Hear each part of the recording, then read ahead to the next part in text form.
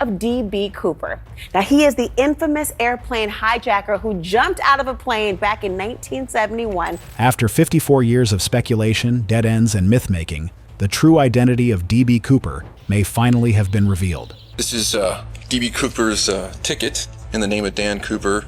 He needed a way to secure the money on his bag. A mysterious parachute, long-hidden evidence, and a trail leading to a man named Richard McCoy Jr. have reignited the coldest case in American history. With the FBI now in possession of key artifacts and DNA testing reportedly underway, to this day, no one knows what happened to him after he jumped. The FBI closed the case back in 2016, but might informally look at the piece of evidence that's recently come to light. This could be the breakthrough that exposes the truth behind the legendary hijacker once and for all.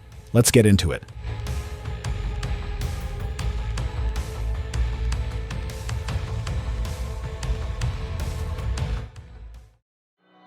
The last leap into darkness. On the eve of Thanksgiving, November 24, 1971, a man in his mid-40s boarded Northwest Orient Flight 305 in Portland, Oregon. He purchased his ticket under the alias Dan Cooper, a name that would later be famously misreported as D.B. Cooper, a mistake that would become legendary. Clad in a black suit, white shirt, and dark sunglasses, Cooper appeared unremarkable to fellow passengers. But minutes into the flight, he handed a stewardess a note. Initially assuming it was a phone number, she dismissed it until Cooper leaned in and calmly whispered, "Miss, you'd better look at that. I have a bomb." What followed was one of the most meticulously executed hijackings in aviation history. Cooper opened a briefcase to reveal a tangle of wires and red sticks, convincing enough for the crew to comply with his demands. $200,000 in cash, 4 parachutes, and a refueled plane to Mexico City. Upon landing in Seattle, the passengers were released, and the ransom was delivered. Cooper instructed the remaining crew to fly south at low altitude and slow speed with the rear stairs lowered, a feature unique to the Boeing 727. Somewhere over the dense, rain-soaked forests near the Columbia River, Cooper jumped into the night sky, disappearing without a trace. A manhunt involving thousands of FBI agents, soldiers, and volunteers ensued, but Cooper's body was never found. Only a small stash of decayed $20 bills, later confirmed as part of the ransom, surfaced in 1980 near the Columbia River. Of the Columbia River near Vancouver, Washington. The public learned in an FBI news conference Tuesday, little Brian Ingram unearthed several packets of deteriorated $20 bills. For decades, Cooper remained a phantom, his motives, background, and fate entirely unknown. The FBI investigated over 800 suspects, but none could be definitively linked to the crime. The mystery became a cultural phenomenon, spawning books, documentaries, and conspiracy theories, and securing D.B. Cooper's place as America's most elusive outlaw. But then, just 54 years later, they found something that changed everything. The parachute that changed everything.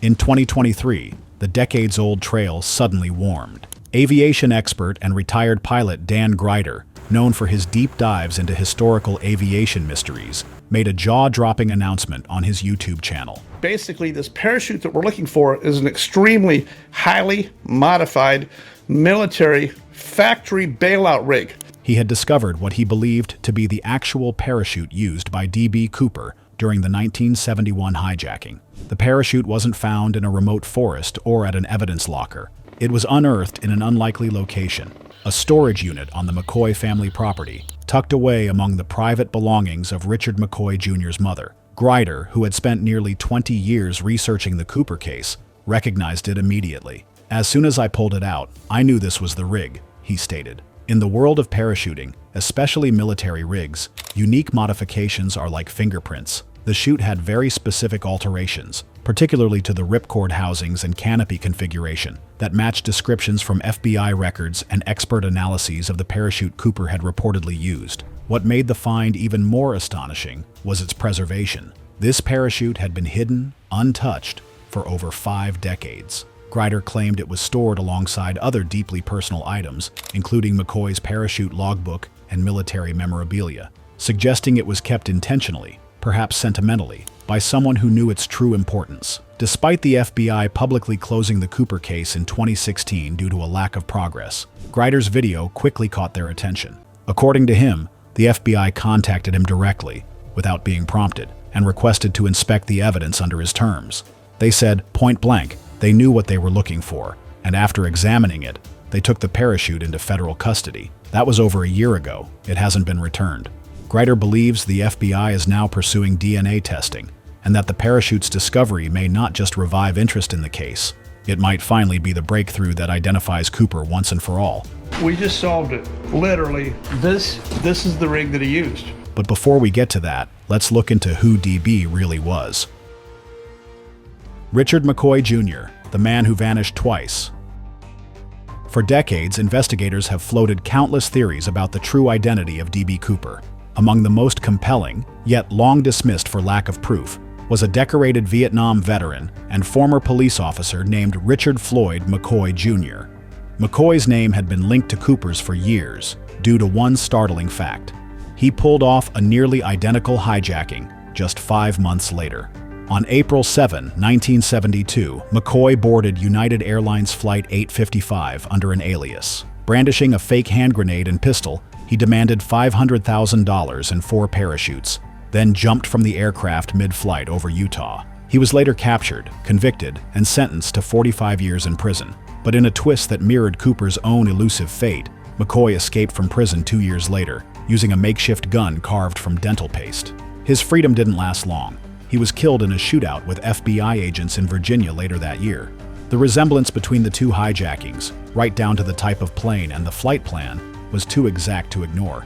Yet authorities insisted they were separate individuals, largely because McCoy had an alibi for the 1971 hijacking and lacked definitive evidence connecting him to the Cooper case. But Grider's recent discoveries, especially the parachute and a meticulously kept logbook in McCoy's handwriting, are causing investigators and amateur sleuths alike to reassess everything. The logbook, found among McCoy's mother's possessions, documents 8 private freefall practice jumps that ceased abruptly just before November 1971, suggesting deliberate training for a covert jump. McCoy was an elite helicopter pilot and paratrooper with 39 military static line jumps to his name. He had both the skill and the mindset for something as risky as jumping from a commercial airliner in a suit and tie. And now, Grider claims, even McCoy's children have quietly acknowledged they always suspected their father was the man behind the legend. But how? The family's secret that couldn't stay buried. The most haunting element of this story doesn't lie in the mystery of the jump or the missing ransom. It lies in the silence of a family who lived for decades in the shadow of an unspoken truth. According to Dan Grider, he spent years trying to contact McCoy's children, but they consistently refused to speak. Only after the deaths of both their mother, Karen McCoy, and grandmother did they begin to open up, very cautiously. Karen, it turns out, was not just McCoy's wife, but allegedly his silent accomplice in both hijackings. Grider insists she helped plan the logistics, secured supplies, and maintained the lie afterward. Protected by a lack of evidence and the reluctance of prosecutors to pursue her, she was never charged. But her children, Grider says, grew up under strict orders to never speak about what their parents had done. That silence, that invisible burden, shaped their entire lives. Even now, with both women gone, the McCoy children remain elusive, unwilling to grant interviews. But they reportedly admitted to Grider that the family's darkest secret had haunted them since childhood. One child is said to have described the ordeal as a prison without walls, knowing they carried knowledge that could change history but living in fear of what it would mean for their mother if it ever came out. What sealed Grider's conviction wasn't just the artifacts or the hidden parachute. It was the subtle but unmistakable confirmation in the eyes and voices of those grown children, raised in the long shadow of America's most enduring mystery. And if their father was DB Cooper, then the tale of the skyjacker is no longer just one of intrigue and aviation. It's a multi-generational story of silence, guilt, and the price of myth. But if it was all so secretive, what were the authorities going to do to be able to track him down?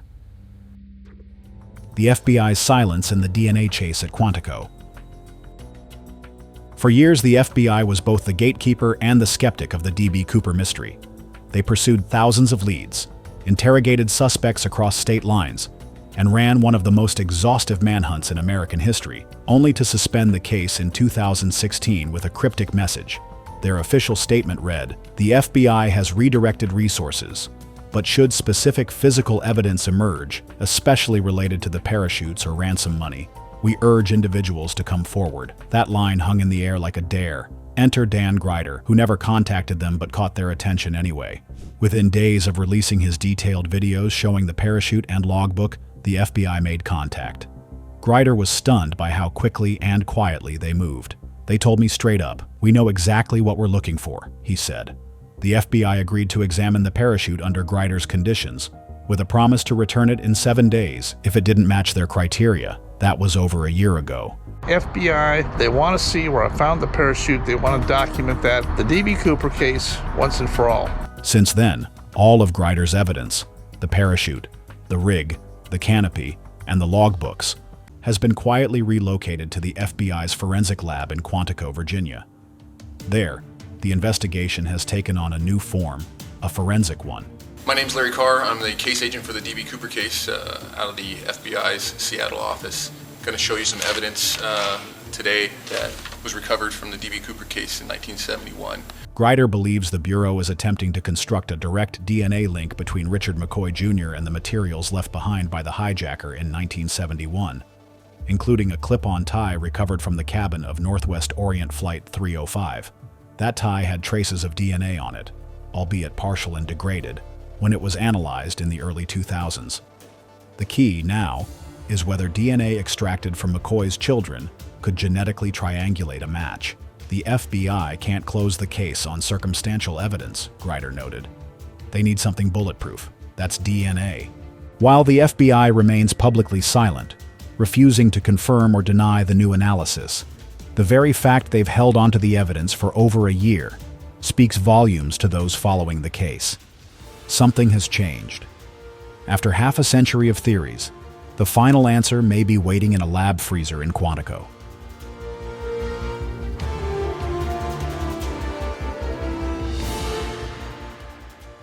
A parachute in a grandmother's closet. The greatest breakthroughs often come not from high-tech labs or classified files, but from dusty closets and forgotten keepsakes. That's exactly where Grider's team found the key piece of evidence: the parachute. Hidden deep in a pile of heirlooms belonging to McCoy's mother, the parachute wasn't just any military rig. Accomplished by McCoy in the military. He served 2 terms in Vietnam. He was a helicopter pilot, a fixed-wing pilot, and a military-trained jumper. It was a green, highly modified parachute, matching the exact description of the one D.B. Cooper used in 1971. And it wasn't alone. Alongside it were McCoy's jump logbooks, training materials, aviation gear, and other personal items that painted a chillingly complete picture.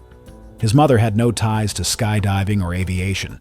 She was a civilian, a grandmother who kept her son's prized possessions stored away in silence for over 50 years. They had finally found him, or at least they thought as much. Grider, a retired pilot and experienced parachute analyst, immediately recognized what he was holding. "I took one look at it, and I knew," he said. The modified rig was unmistakable to anyone with deep knowledge of skydiving equipment.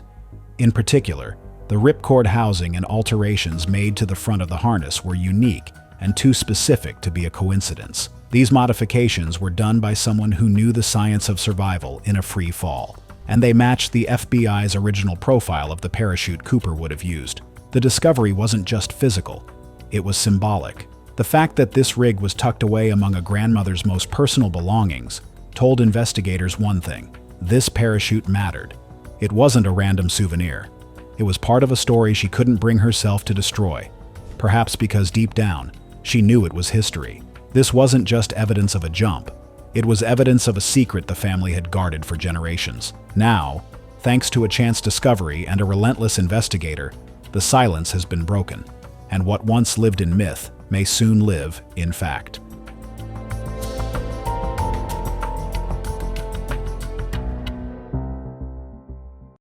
Two hijackings, one man. The most stunning aspect of the McCoy theory isn't just that he might have been D.B. Cooper, it's that he may have done it twice. Most Americans are familiar with the first hijacking. November 24, 1971, Northwest Orient Flight 305.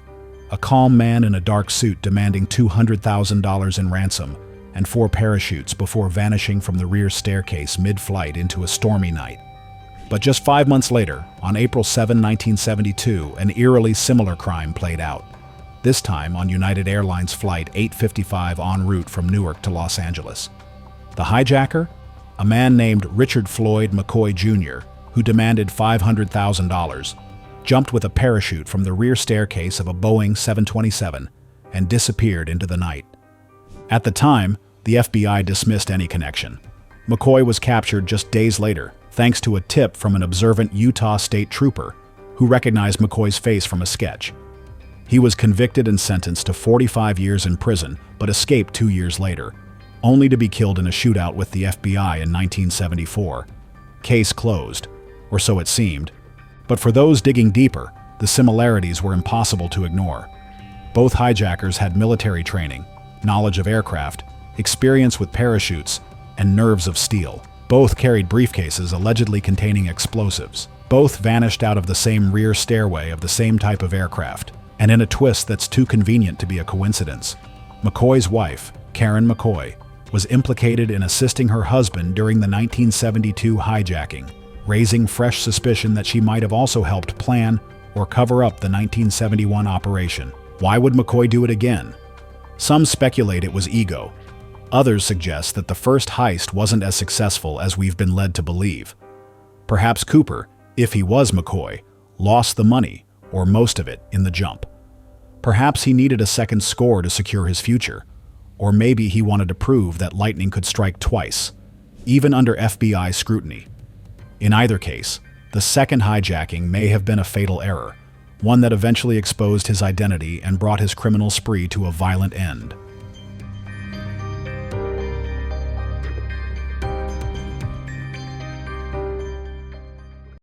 The man behind the myth. D.B. Cooper has always been more legend than man. In the public imagination, he was a slick, mysterious anti-hero, a gentleman criminal who never hurt anyone, made off with a fortune, and vanished without a trace. Songs were written about him. Conspiracies abounded. Every year, Cooper-themed parties are still held in the Pacific Northwest, where treasure hunters gather near the Columbia River hoping to find traces of the missing ransom. But if Richard McCoy Jr. is truly the man behind the alias, then the mythology becomes more complicated. McCoy was a Vietnam veteran, a decorated helicopter pilot who earned a Purple Heart, a devout Mormon, and a family man with 2 children. Yet beneath that respectable exterior was a man capable of extraordinary deception and risk. If McCoy was Cooper, then the hijacking wasn't just a rogue act of rebellion. It was a calculated, rehearsed operation by someone who understood aircraft, knew how to evade law enforcement, and likely had military-level planning behind him.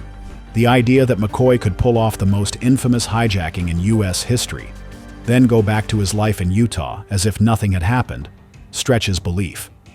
And yet, everything in Grider's research points to that very possibility.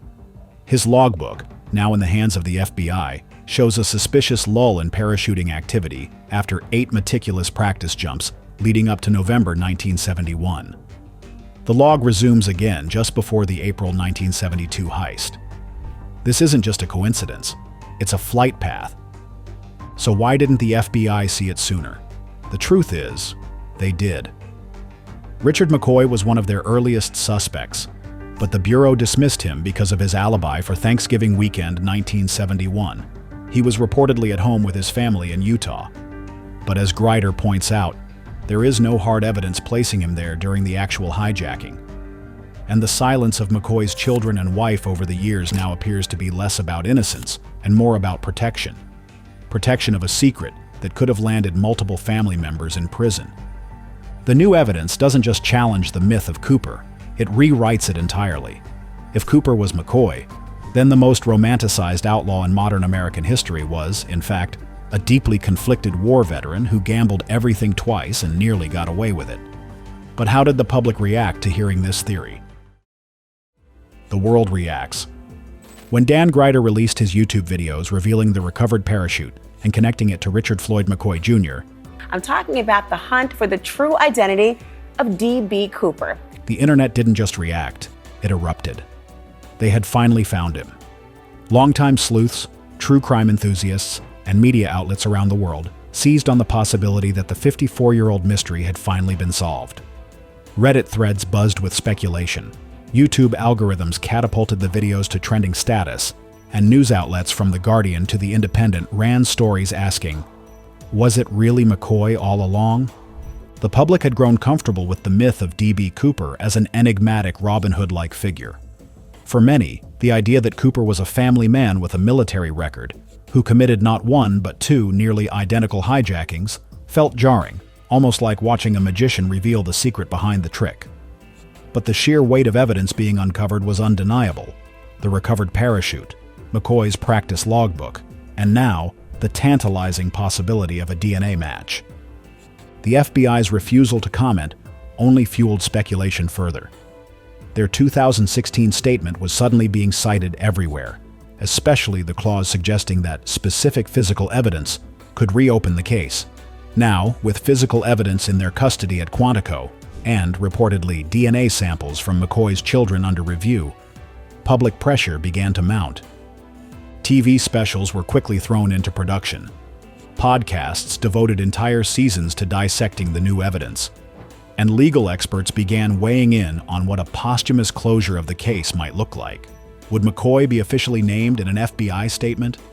Would there be some form of restitution or recognition for those wrongly suspected over the years?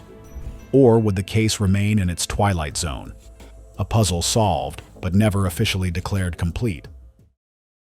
What happens next? Now, with the parachute stored securely at the FBI's Quantico facility and DNA testing potentially underway, we are standing on the precipice of history. If the Bureau confirms that McCoy's DNA matches residue found on the Thai D.B. Cooper left behind, still held in evidence after all these years, it would mark the end of the only unsolved skyjacking in U.S. history.